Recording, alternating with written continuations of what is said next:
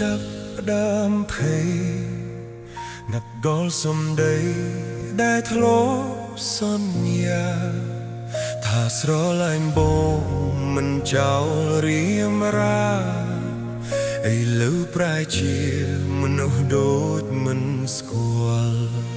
ព្យាយាមបំភ្លេចរិតតែចងចាំបេះដូងរងកំព្រោះពីក៏ហំជឿជាក់លើអូនមិនដែលងាយទេដល់បែកមាសមេទើបដឹងខ្លួនងងខូចចិត្តទៀតហើយឆ្លោះទឹកភ្នែកទៀតហើយគ្មានអ្នកណាឡើយមកក្បែរលួងលោមខូចចិត្តដល់ដែរឈឺចាប់ដល់ដែរបេះដូងស្ទើរបែកឈប់ដំណើរកា